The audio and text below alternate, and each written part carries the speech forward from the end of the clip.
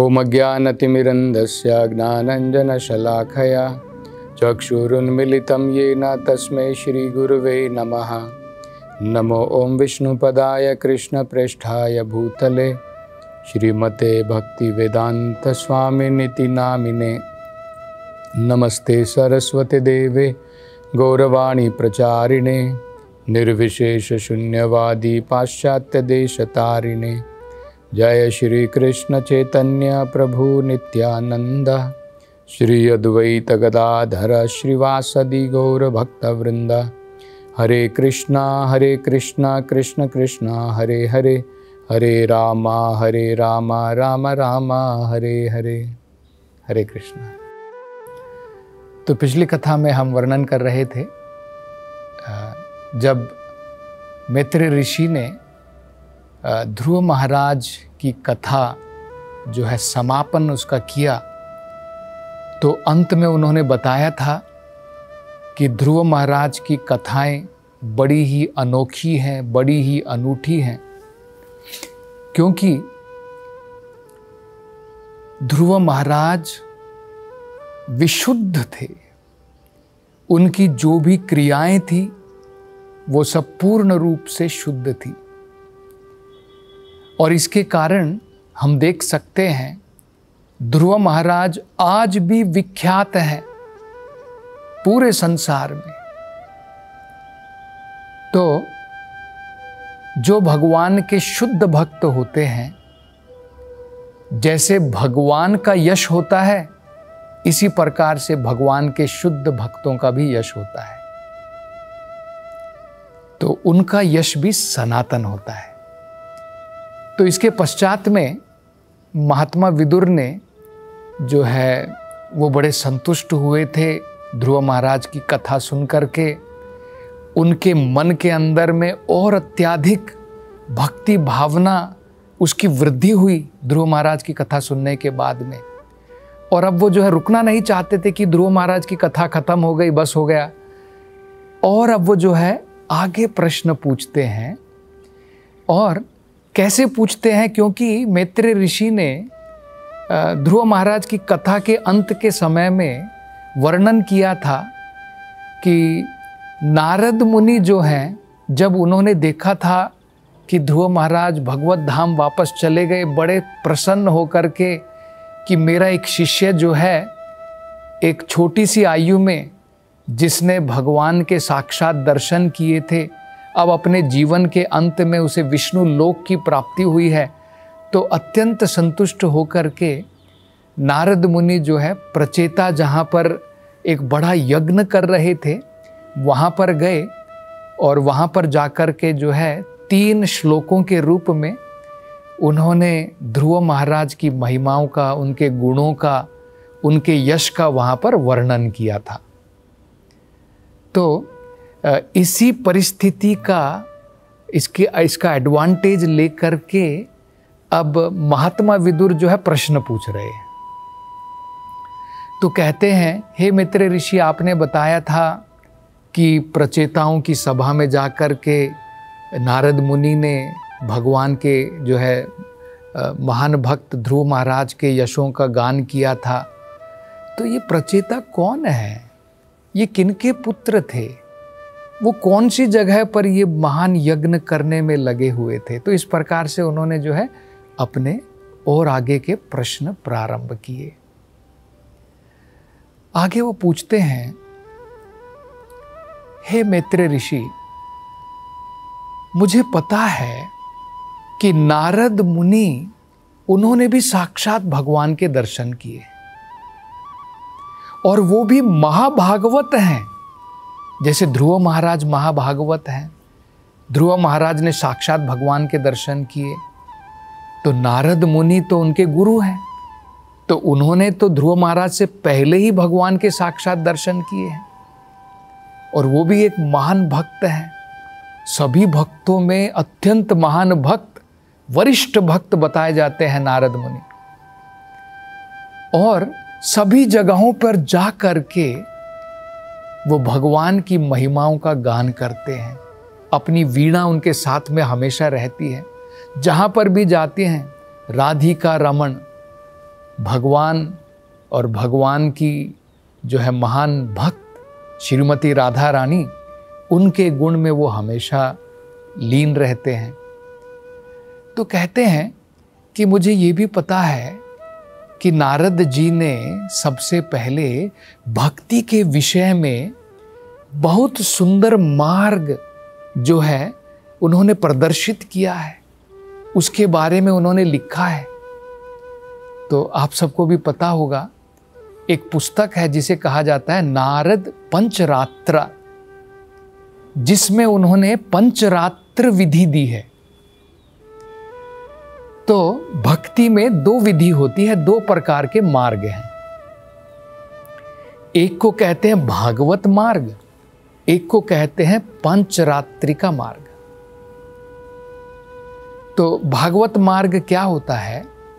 भागवत मार्ग में जैसे भागवतम में बताया, श्रवणम कीर्तनम विष्णु स्मरणम पाद सेवनम दास्यम साख्यम आत्मनिवेदनम, ये सब जो है भागवत मार्ग बताए जाते हैं। जो प्रारंभ होता है भगवान के नाम, भगवान की कथाओं के श्रवण से, श्रवण हो गया, भगवान के नाम का कीर्तन हो गया, भगवान की कथा को सुनना, भगवान के नाम को सुनना, ये भागवत मार्ग कहलाता है। और पंचरात्रि का मार्ग क्या होता है? मंदिर में जा करके भगवान की उपासना हमें कैसे करनी चाहिए, भगवान की उपासना, जैसे भगवान का अभिषेकम कैसे करना चाहिए, मंदिर में जाकर के प्रणाम किस प्रकार से करना चाहिए, भगवान को हमें जो है किस प्रकार से उनकी आरती करनी चाहिए, भगवान का जागरण, भगवान का शयन, षोडशो उपचार जिसे कहते हैं, 16 प्रकार के उपचार हम भगवान को कैसे प्रदान करें, इन सब का वर्णन जो है पंचरात्रिक विधि में है। तो ये महान आचार्यों के द्वारा बताया जाता है। इन दोनों मार्गों को हमें अपनाना चाहिए।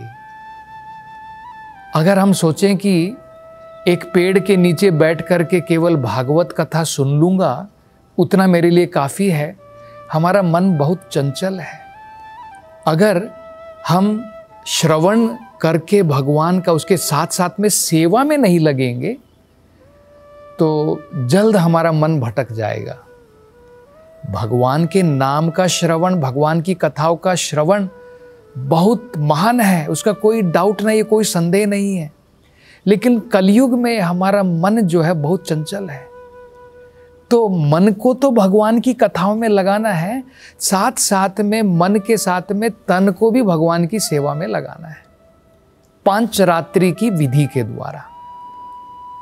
तो इसलिए महान आचार्यों ने बताया है कि जिस प्रकार से हम देखते हैं ना, उदाहरण के तौर पर हम देख सकते हैं, रेलगाड़ी जो है, रेल की पटरी जो होती है, रेलवे लाइन जो होती है, उसमें आप देखेंगे 2 पटरी होती है, 2 लाइन होती है और वो पैरेलल होती है, समान जो है दूरी पर हमेशा चलती ही रहती है।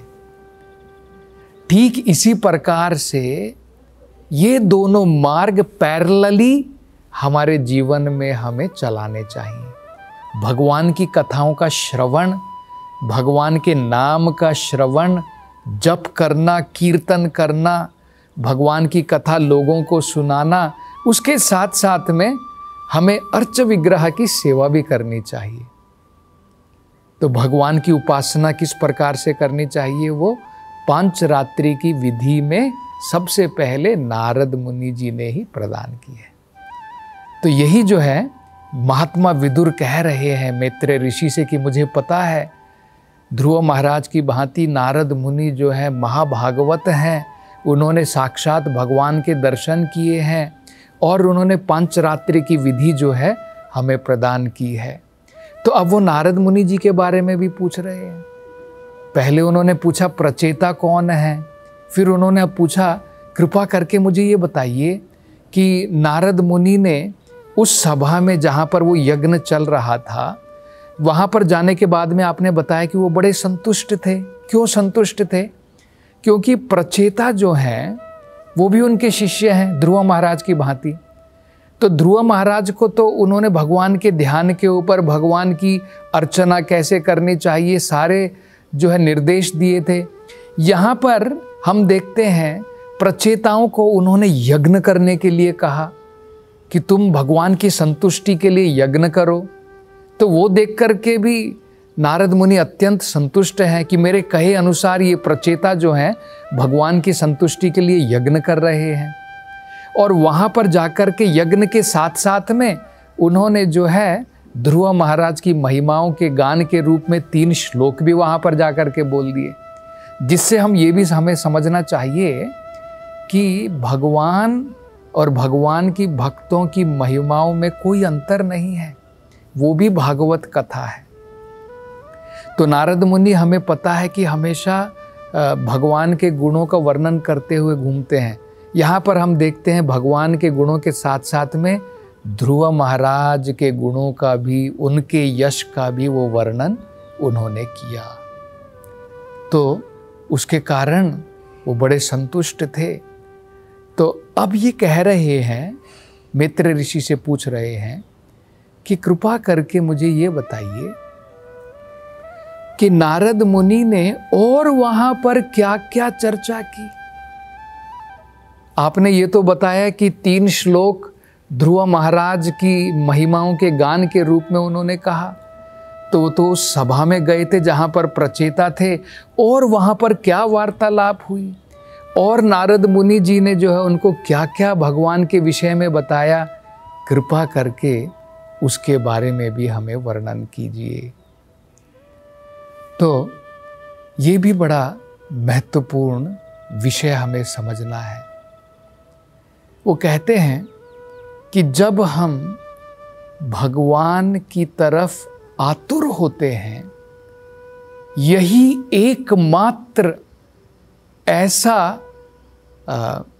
एक प्राइस है जो हमें प्रदान करना पड़ता है, और किसी भी महान गुणों की आवश्यकता नहीं है। अगर हमारे मन में जिस प्रकार से महात्मा विदुर में आतुरता बनी हुई है, उस प्रकार की आतुरता के साथ में अगर हम भी जो है भगवान के विषय में, भगवान के भक्तों के विषय में, भागवत के विषय में अगर हम भी प्रश्न करते हैं, समझना चाहते हैं, तो हमें भी शीघ्र जो है भगवान की प्राप्ति होगी। तो ये सब सुनने के बाद में मैत्रेय ऋषि बड़े संतुष्ट होते हैं उनके प्रश्नों के द्वारा, और वो कहते हैं कि मैं तुम्हें विस्तार से इसके बारे में बताऊंगा। तो अब वो आगे प्रारंभ करते हैं।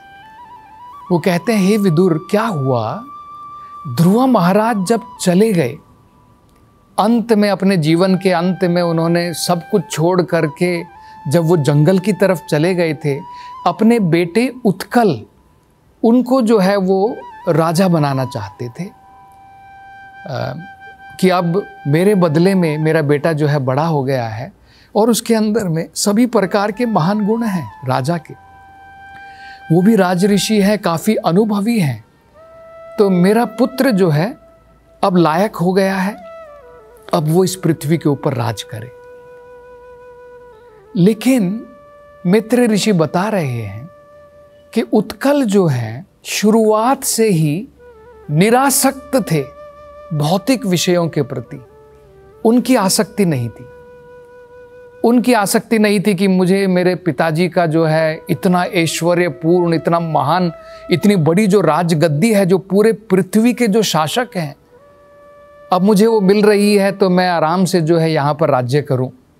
उनकी कोई आसक्ति नहीं थी। उनकी आसक्ति केवल भगवान के ऊपर मात्र थी। तो वो इन सब विषयों में इस प्रकार की जिम्मेदारी, भौतिक जिम्मेदारी जो है नहीं लेना चाहते थे। तो क्या हुआ, जब उनके परिवार के सदस्यों ने और जो मंत्रीगण यहाँ पर थे, जो ध्रुव महाराज के समय में बड़े वरिष्ठ मंत्रीगण थे, जब उन्होंने ये देखा कि उत्कल जो हैं वो असल में तो भगवान के महान भक्त हैं, लेकिन लोगों को दूर रखने के लिए, ताकि लोग उनको तंग ना करें, बिल्कुल मौन रहते थे और मानो उनको शरीर की कोई सुध बुध ही ना हो। जैसे आपने जड़ा भरत के बारे में सुना होगा, इतने महान भक्त थे लेकिन शरीर के बारे में कोई सुध बुध नहीं। कौन से कपड़े पहनने हैं नहीं पहनने हैं, स्नान करना है, खाना है, पीना है, कहाँ पर पड़े हैं, कोई सुध बुध नहीं। जैसे बाहरी रूप से अगर हम देखें तो जैसे पागल होता है व्यक्ति, पागल व्यक्ति को भी कोई सुध बुध नहीं, फटे हुए कपड़े पहना है, कभी खाता है, कभी पीता है, कभी नहीं खाता है, बिल्कुल उस प्रकार से।